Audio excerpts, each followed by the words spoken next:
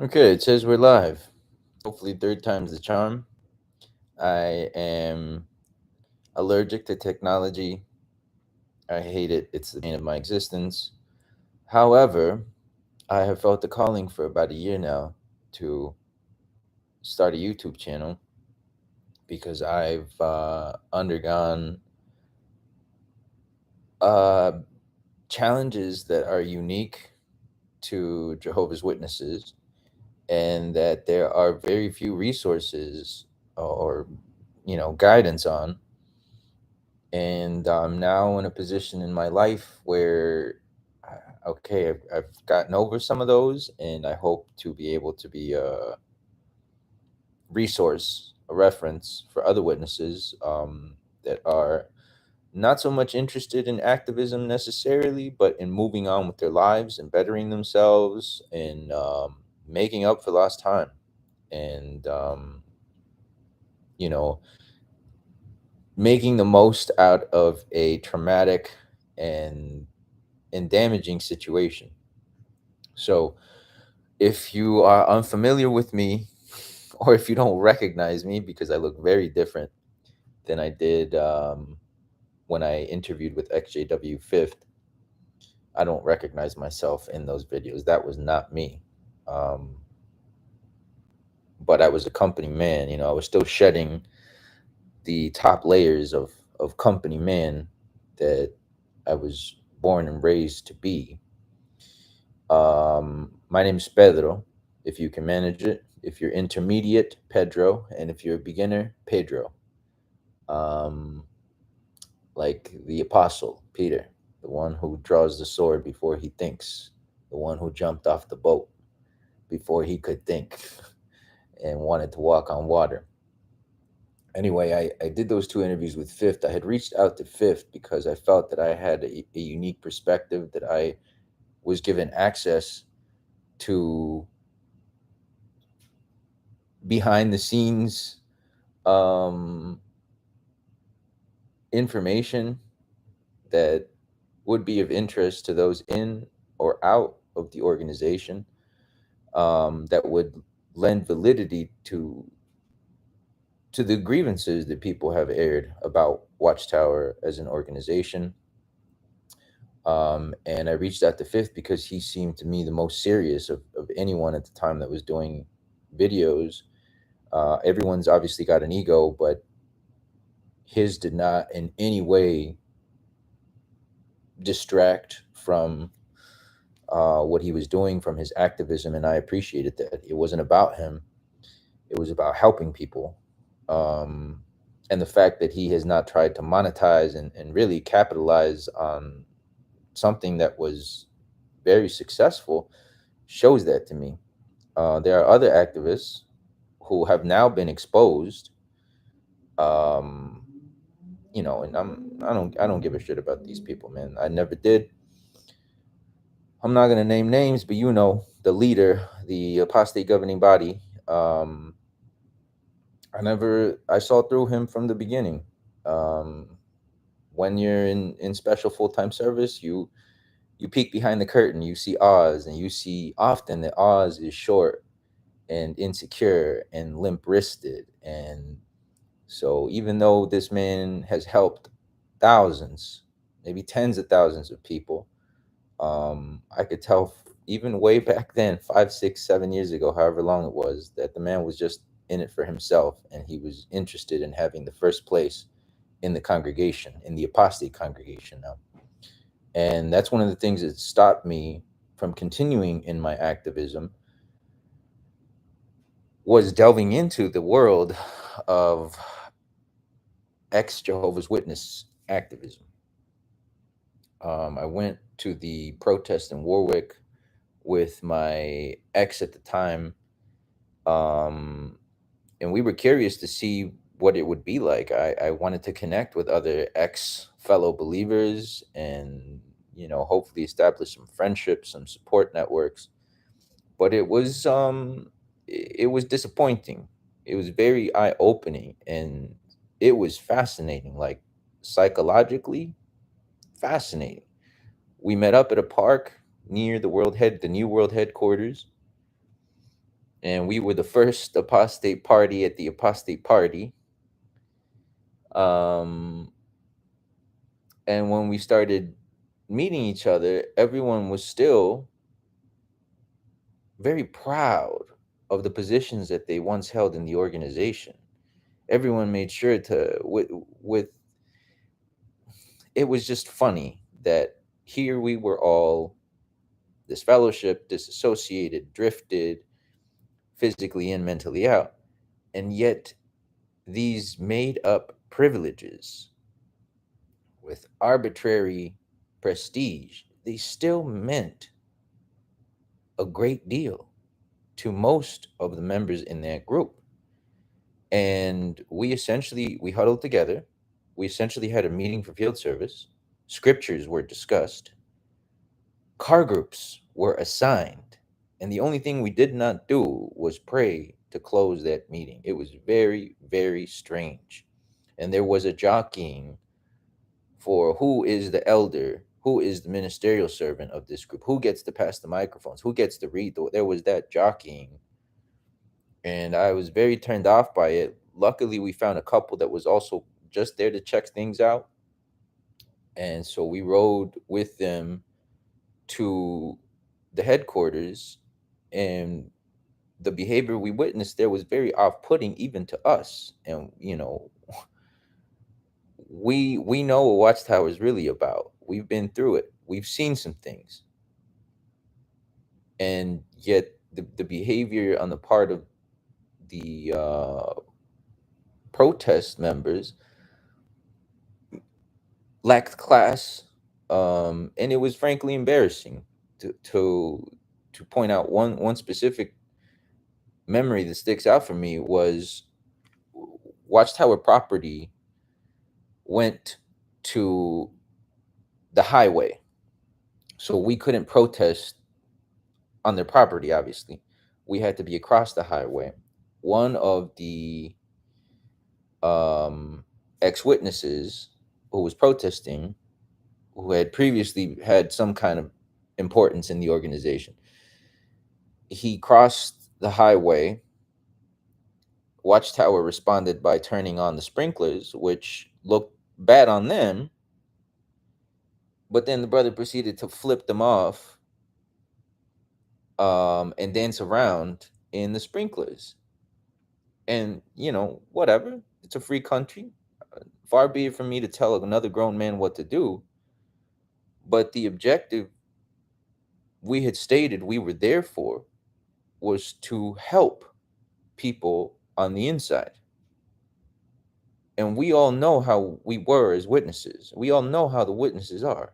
If you're not dressed properly, if you don't speak properly, if you're not clean shaven, if you're not this, they're not going to listen to you. They're trained to shut it down immediately. Anything outside the pattern of healthful words is going to be shut down. So by the behavior, not just of this gentleman, but of most of the members of the group, the signs, even the dress. I hate to say it, man, and some people are not gonna like this. I posted this on one of the forums a long time ago, and people didn't like it. But the truth is, if you don't present your message in a way that is palatable to the witnesses, then you're not really trying to help them, and that's okay. Like, I understood that most of us were there to correct personal grievances, to take back some power, to take back some control, and I am all for that. But I am not for being disingenuous and saying that no, I'm not here for any selfish reasons, and not necessarily selfish, but like, I'm not here for me. I'm here to help other people. That is completely false.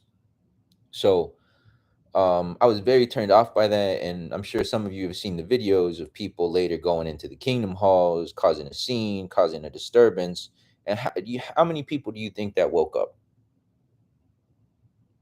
As opposed to how many people do you think were further radicalized by behavior like that? Because now the elders, Watchtower, can point to that and say, see, the end is nigh. These people are mentally diseased. Look at how they behave. So it just turned me off from the whole apostate world, and it broke my heart too, because I realized that these people are broken. We are damaged, all of us. And some of us don't know how to cope with that. Some of us don't know how to pick up the pieces and, try to make something of them, hopefully something better of them. A lot of us, unfortunately, flee one cult to join another cult. I've met so many ex-witnesses who, the minute they leave, they get sucked into some political cult, they get sucked into another religious cult, some kind of ideological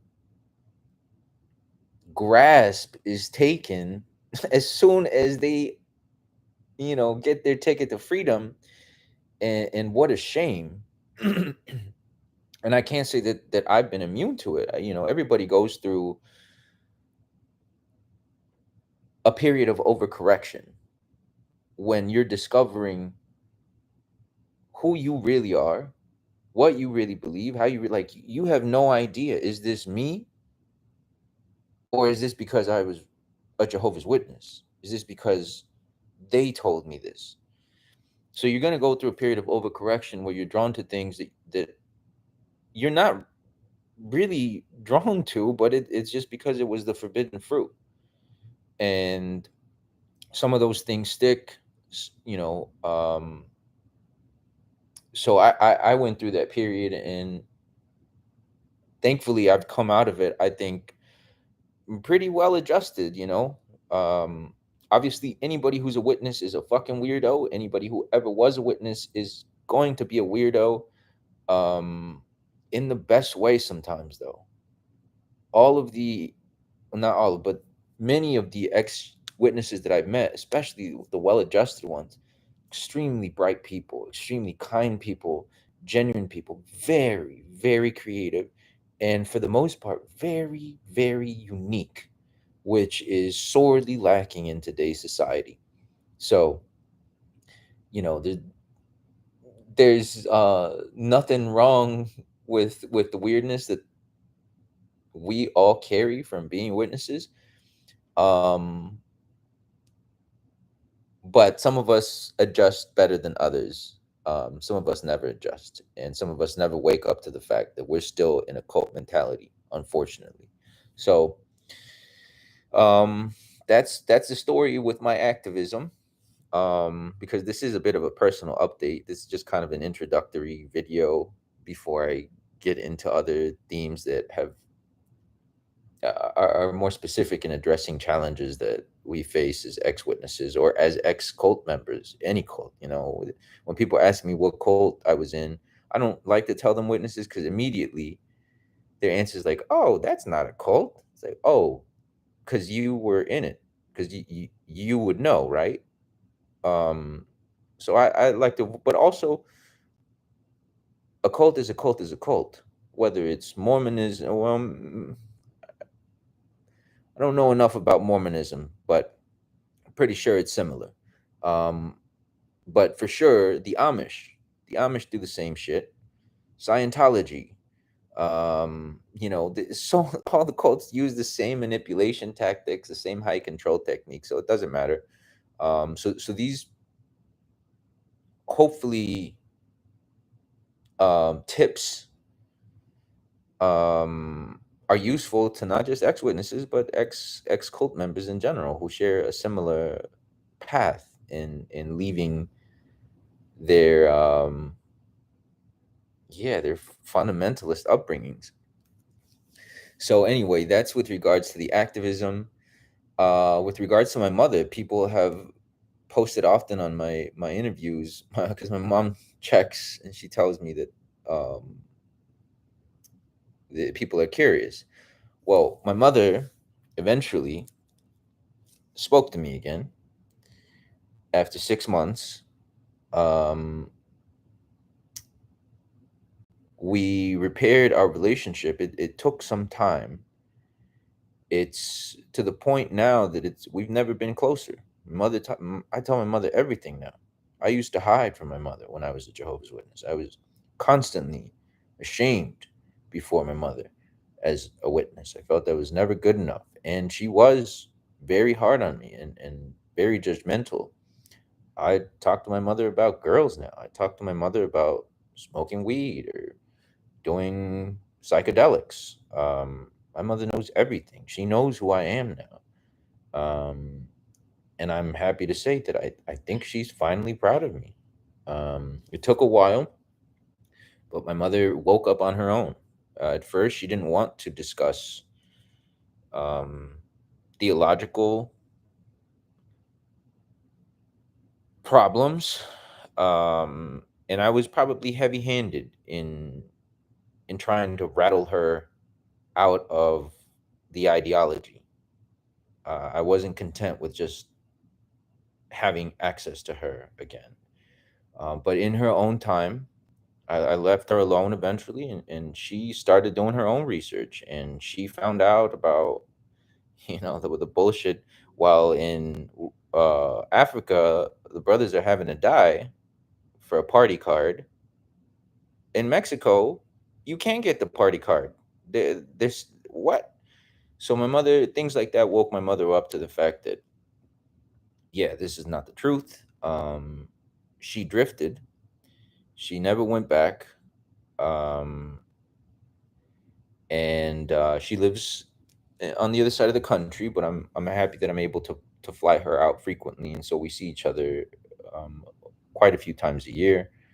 Um, and yeah, obviously the experience we had transformed the relationship we would have had otherwise, but we don't know the difference. I don't think we would have been closer. Um, we shared so much together, and I'm happy to have her back. The rest of my family has, for the most part, left or drifted. Um, I can't say that it's brought us closer together, unfortunately. But that's just my family. So, but my family's always been just my mother and I, and I'm happy that I've got the one person in the world that truly gives a shit about me, that truly feels my pain in her heart. I've got her back on my team, and I've had her back for a few years. Um, she wants to share her own story at some point. She's open to that. So if anybody sees this and wants to interview my mother, preferably fifth, I'll reach out to him maybe. Um, it would be a very moving and relatable experience to hear. Personally, the last couple videos, or at least the last video, I think I was married. Um, and that's one of the pitfalls after leaving the witnesses, is navigating romantic relationships. Because though we may be very mature and advanced in certain areas of life, we are very naive, innocent, vulnerable in other areas of life. And we are not as discerning as we'd like to think in those, for the most part, because we just haven't had that experience. We're not allowed to date unless it's with a view to marriage. And dating in the world is very different. Um, when I left the witnesses, I knew who I was as a witness. I knew my worth. My self esteem was rooted in being a regular pioneer since I was 11, and baptized at 11, and ministerial servant at 18 years old, Bethel at 19, tour guide at 19, all these things, giving assembly parts and interviews and this, that. That was my worth. When all of that was taken away, I had no way to know what I was worth. And, I stumbled into a job at a call center, and the first pretty girl who showed me attention, um, I let into my home and into my life, and I gave her my last name. And, you know, we were unevenly yoked from the get go. but we were sexually attracted enough to each other that we made it work for blissfully for about two years before things started really going awry, and things blew up in our just short of our fifth year. And that was another huge blow for me. It was devastating. It was on the same level as when I was disfellowshipped. um that sense of loss, of losing that person, but also personal loss of identity. I had accepted, even though I was not happy, that this is who I'm going to be with. This is my life. I had devolved as a person, as a man, and I had to live with knowing that I could have been somebody. And because you know we are so unevenly yoked, it's easier for me to adapt than the other way around. And it was really affecting my mental health to know that I'm not the man that I should be, and I never will be, and at least not in this relationship. So when it came to a close, it was very painful. Um, it was good for writing poetry. Uh, it was very inspirational. It really kicked my ass in a gear, and it took a year for me to pick up the pieces and put myself together and be able to talk to people again and look people in the eye again. But the greatest gift that my then wife gave me was the gift of freedom. So, how lucky am I that I have a third lease on life? How blessed I see that as his hand. I believe more than ever, and my mother too. Um, that he set me free from the witnesses, and I didn't have the judgment to protect my freedom, to safeguard it, and I gave it up to somebody that I shouldn't have. Um, but then he gave me an out. And now I understand that freedom is not just leaving Watchtower. Freedom freedom is a lifelong pursuit. And with the way things are in the world, not just with romantic partners, but with schools, with work, and especially with the government, freedom is a hard fought battle. Um, it's the greatest gift that the Creator has given us. And it's one that is being eroded, and people are giving it up without considering, the value of the exchange. You're giving up your firstborn right, which is freedom, God given freedom, for a plate of fucking lentils. And it's so widespread these days that people think you're nuts if you don't give up your freedom for the lentils. The lentils are so good and everybody's doing it. You're a crazy conspiracy theorist. So, freedom is also it can be a lonely pursuit. Um, and so there are trade offs depending on what you want out of life that you have to give up freedom for. If you want to be a father, as I do, I understand that I'm going to have to check in some freedom at the door. I want to find a good, intelligent, kind, God fearing woman. And I know that she's going to require me checking in some freedom there as well. So, but these are my choices. These I'm giving up my freedom of my accord. The rest of life for me now is fighting the impositions on my freedom, the compulsory acts of obedience. Yeah, it it's tough, um, and people look at you funny. Um, and maybe I'll get into some examples of all that later on. But people who have not been in cults are a little more willy nilly with freedom than those who have survived that whole ordeal. So I feel one of my roles in life now is to, especially now that I started college, is to help especially younger people understand why freedom is so important and why we keep being asked to trade it in for the sake of convenience or safety. Just like Watchtower would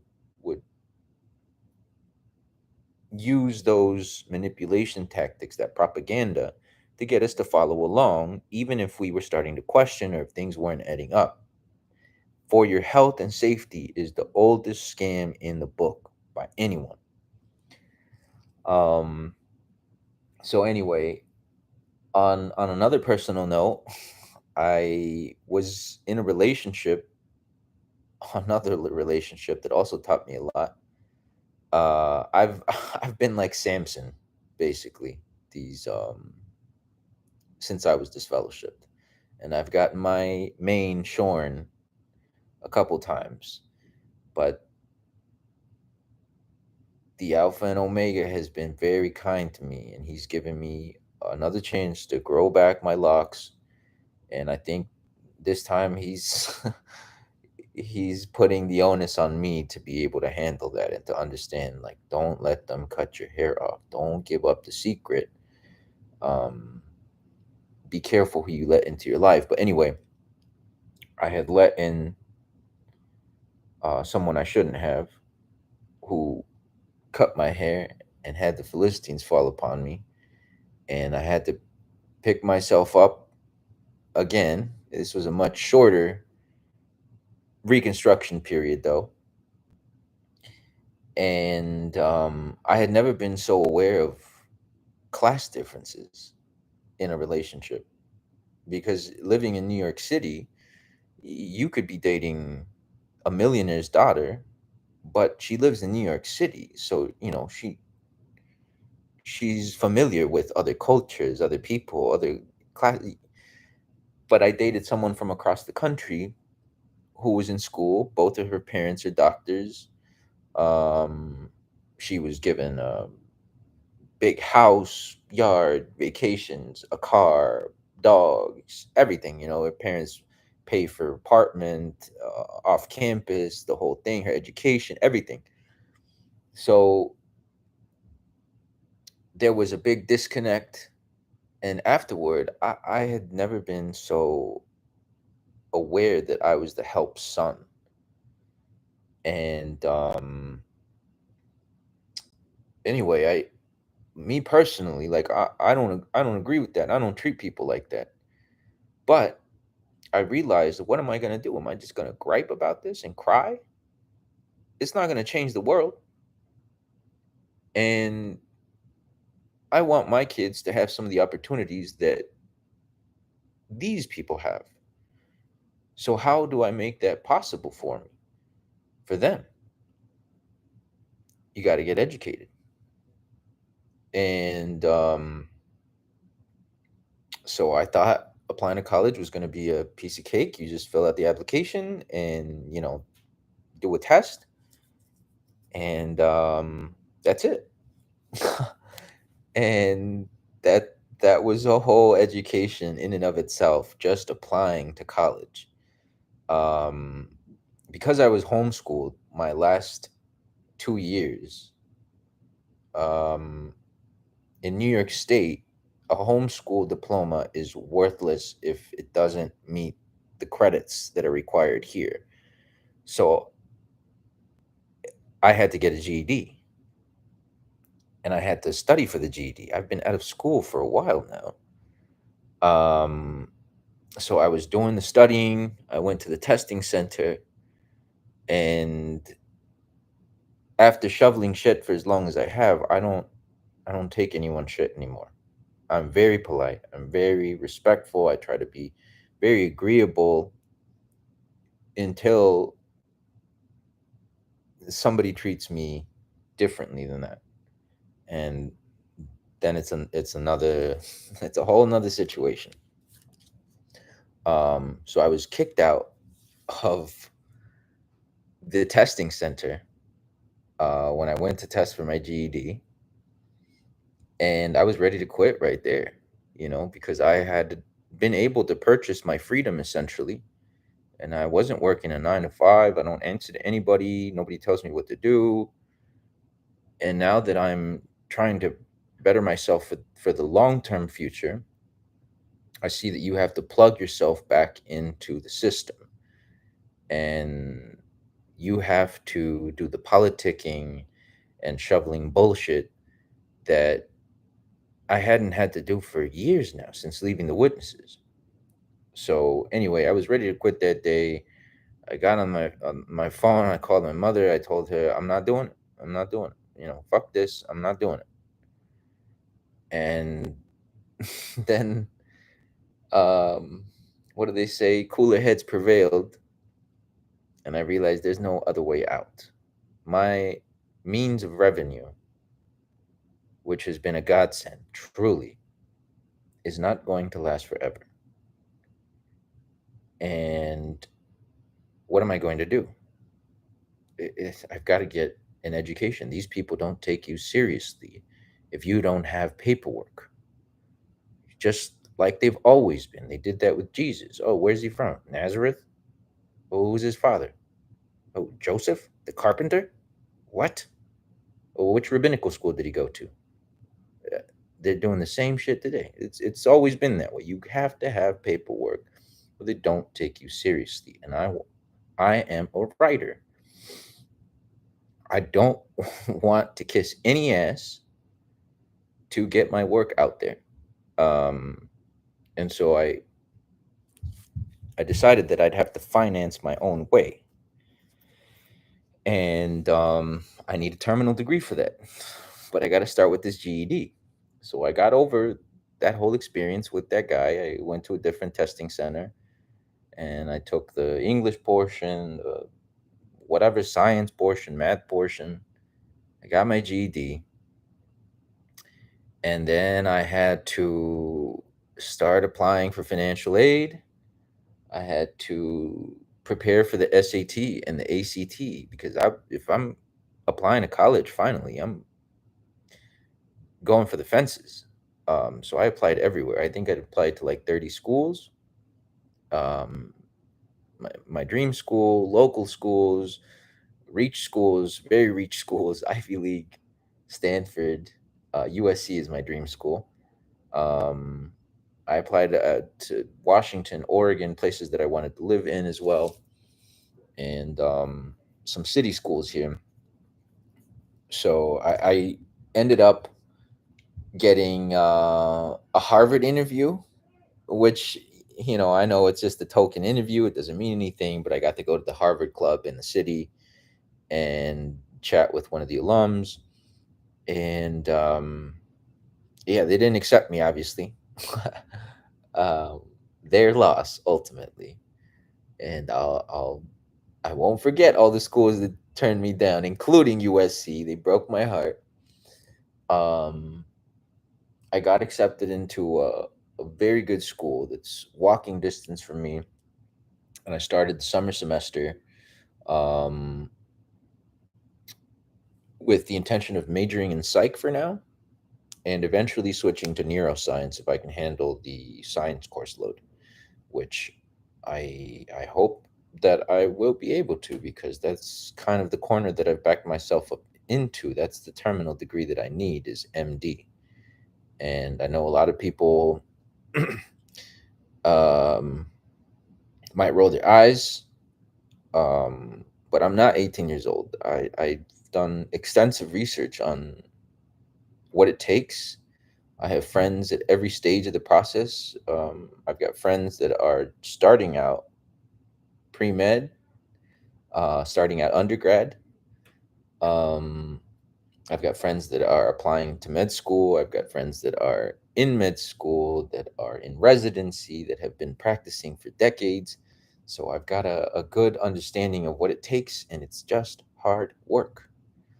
Um, Anything could happen. It's a long road, and I am a bit long in the tooth to get it started, but I'm going to be old anyway. I'm going to get to that age anyway. Would I rather have a terminal degree and be helping people, or, just be old and not be an MD?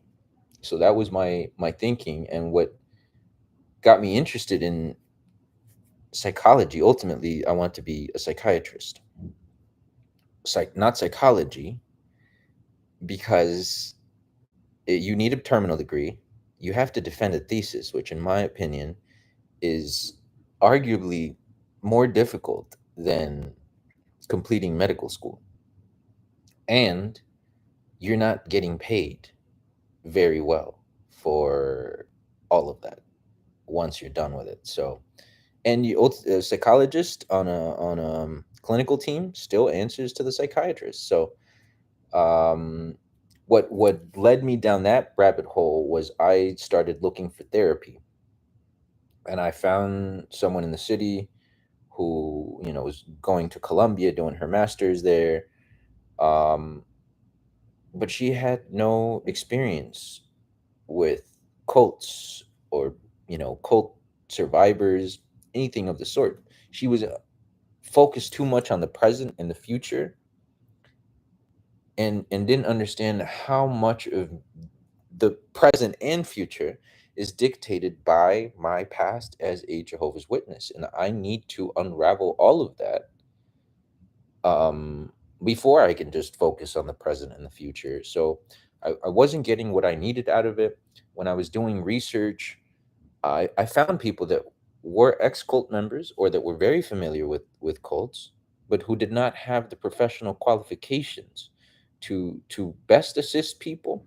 And there were others that I felt were being predatory in the services that they were offering, because here these people have already been victimized once by the cult, and now there are people out here who see that there's an opportunity to make money off of them and victimize them once more. So I said, okay, well, be the change you want to see in the world. And especially being Hispanic, if you're Hispanic in general, there is no mental health. Maybe my generation, my mom's generation, and earlier, there is no such thing as mental health. You get over it. There's no depression. Um, and growing up in the Spanish congregation, if you were schizophrenic, for example, a lot of people, a lot of the brothers and sisters thought that that was some demonic manifestation.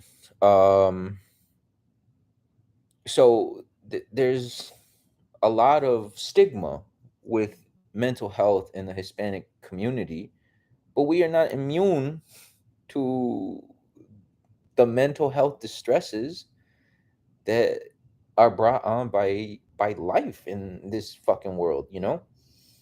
So that's what got me down that rabbit hole, and I started school over the summer. It was a great introduction. Fall semester has started, and I'm so excited.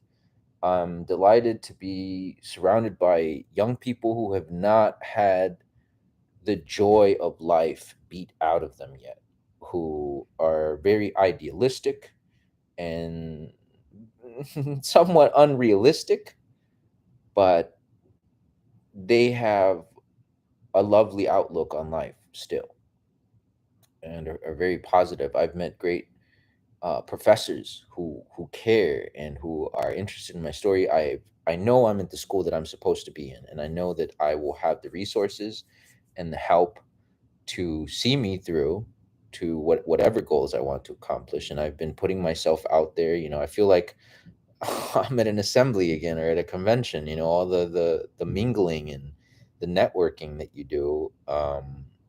Wow, how beneficial all that was for now, for school. So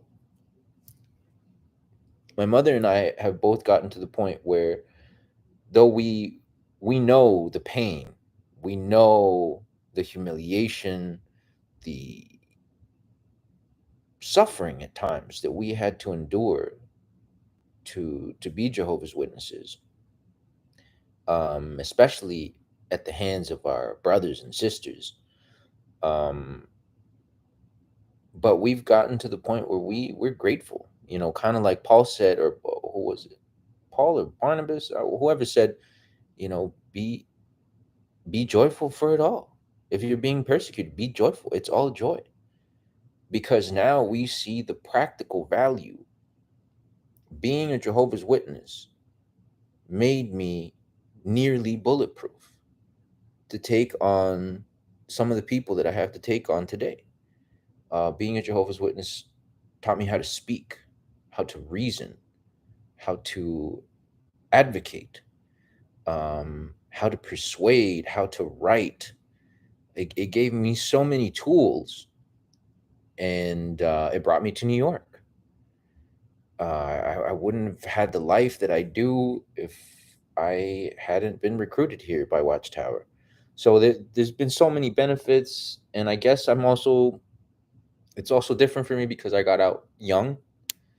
Um, and in many ways, being in that cult protected me from things that would have gotten a hold of me if I hadn't been. If I had been a youngster in the streets of LA without being a witness, I don't know if I'd still be alive. So there have been practical benefits. It wasn't all terrible. Um, and now that I've been on the outside and have recently started connecting with well-adjusted witnesses, I see the benefit for all of us. And that we retained our beauty in spite of everything. So anyway, that's the update that I wanted to share. I don't care about production value. I don't care about how my microphone sounds. I don't care about the cam. I have the setup. I have the stuff. I'm not trying to become the next Lloyd Evans. I'm not trying to monetize this. I just, if my story can help anyone out there to avoid some of the pitfalls that I've fallen into, or that other ex witnesses have fallen into, or that can help give them some direction, a North Star, because there's not as many of us as there are. There still aren't a lot of resources when it comes to navigating relationships with worldly people. And it's different. Applying to college, if you were homeschooled as a Jehovah's Witness, these are unique challenges um, that I've encountered and that I didn't know how to navigate, and that were pretty tough. The barrier of entry is I think exponentially more difficult for somebody in our situation. Um, so anyway, that's the only reason I'm making these videos. I don't even have like an outline, because then that reminds me of giving a talk. I'm not giving a talk. I'm just having a conversation, speaking into the wind. Who knows if anybody will listen to this, but I'm alive. My mother's alive. We're doing better than ever. Oh, last thing I want to share is I just went to convention at the behest of ex-Bethelites who recognized me in Central Park. And that's amazing that they recognized me and that we crossed paths. I don't believe in coincidences. And so I went, I go occasionally to places of worship to connect with Abba Father. Obviously, I don't subscribe to any of the religions. The religion is designed to keep you as far away from him as possible, but you can still gain the benefit of fellowship, of the music. I like to go where they have organ players, the stained glass, the beauty of the building, the arches. I love that stuff. Um, so I I went and I sat next to the speaker of the public talk. He was a very gracious host. He actually made me a sandwich for lunch, if you can believe that. And he's part of I think the headquarters staff.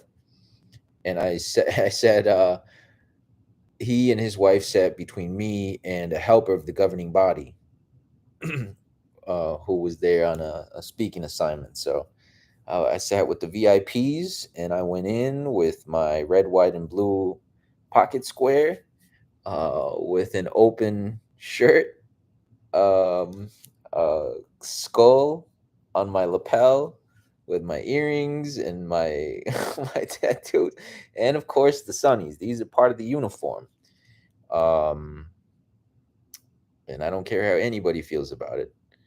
So it was very interesting. Nobody treated me strangely. Everybody was very welcoming, and surprisingly, even when they found out that I had been a Bethelite, which I didn't flinch. I have nothing to be ashamed for. I don't subscribe to your rules anymore, so they don't apply to me. Um, yeah, they asked me questions about Bethel and where I was and what did you do and blah blah blah, and invited me to come to their meetings, and it was very strange, um, because I'm obviously not a Bible student, and the only one who treated me suspiciously was the governing body helper. And as spiritual a man as he may be considered, or as he may consider himself, um, as discreet a man as he would probably be labeled. It's funny how when you're a company man, it's so easy to read you because we've all been trained in the same way. So his wife was interested in having a conversation with me. We were enjoying each other's company while the speaker made me a sandwich. Um, and the helper ultimately interrupted the conversation and said, "Well, they're holding lunch for us." After I said some things that were probably not that were well outside the pattern of healthful words, but you know, um, they didn't say anything. So who knows? Who knows why they invited me, really, or if they were just gathering information on me. But I thought it was very interesting. I realized while I was there that the Holy Spirit, the magic, it was never real. It can be recreated. If you get people excited for a thing, if you repeat the same things over and over and over and over, if there are cues to clap, if you make videos that heavily feature old and young fellow believers in emotional situations, you're going to create the illusion of magic. That feeling that we all felt at the assemblies and conventions, it was artificial. And I realized that, wow, this convention is the same as every convention in the recent past. Ever since they stopped letting the brothers speak, ever since you have to read and just do what it says and follow the same format and speak the same way, and all the brothers are basically interchangeable, all talk the same way, they all gesture the same way, and they're just reading the script. And the amount of videos that there are, the attention span of the members, I don't know, it feels insulting to me, the way that the teaching is carried out now, insulting to their intelligence. But unfortunately, most are none the wiser, or obviously they keep it to themselves. Um, even the music feels faster. The music feels faster, so you don't have any time to get bored. But one thing that will never change is the watchtower review will always be, no matter how many changes they make. There were only 16 paragraphs this time. Can you imagine when I was in 16 paragraphs, how awesome that would have been? It doesn't matter how many paragraphs you make it. It doesn't matter how many people come up on stage and answer the questions and read, and it's always going to be fucking boring. So I had a great time though. Um, yeah, I won't be going back. Obviously, there's no magic there, but I did tell the Bethelites when I ran into them in Central Park that I have no intention of ever returning because I go direct to the master of the harvest now. There is no middleman, and there are larger secrets that Watchtower has kept. Um, they may not be rooted in their origins anymore, but there's a reason why Charles Taze Russell was buried in a pyramid, which was conveniently um, vandalized recently, and now they're doing away with it across the street from a Masonic lodge. Where did Russell get all of his money? Why did he use it to fund this new religion? And Joseph Smith has a similar story, and all these cults that are rising around the same time in this country to mislead the people have a similar origin story. So anyway, um, those are the secrets that are worth looking into. Why was he so into this pyramid thing? Why was he into all of these ancient symbols? What do they mean to him? What did he know them to be? Um, but the crew now, man, there's no magic. Um, it's it's on its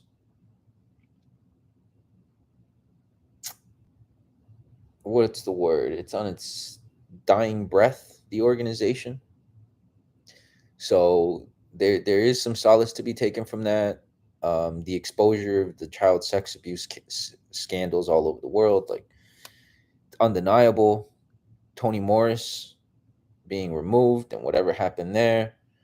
Um, the writing's on the wall for Watchtower. Mina, Teakle, and Parsons. So if you see this and you have any questions about anything, really, I'm not very available. School is first and foremost, so I will not be making this a priority of my life. But if I have a moment and I can respond, I'll try to. But I'll be hopefully posting more videos like this with different subjects and see what is of use to members of this community. So anyway, if you watched all the way to the end, it feels pretty long, but this is the shortest video I think I've done on YouTube. So thank you. God bless you. And know that you are valuable, that you are strong. You made it out. You're free. Or if you're thinking about it, dude, you're thinking about it. That is huge. So, freedom. Remember, we didn't gain our freedom as a nation here in the United States by asking nicely. A lot had to be sacrificed for freedom. So, understand that yes, freedom comes at a huge cost, and it's gonna hurt. It's gonna suck. But remember, at the end of the day, when you're down, when you want to quit, when you want to go back, when you're willing to do anything to get your family, your friends, your job, whatever it was that you lost, you're free now. Nobody tells you what to do. You are answerable only to whoever you choose to be answerable to. And for me, that is God alone. Um, so savor that, enjoy that. You're free. Enjoy your freedom. And that's it. God bless.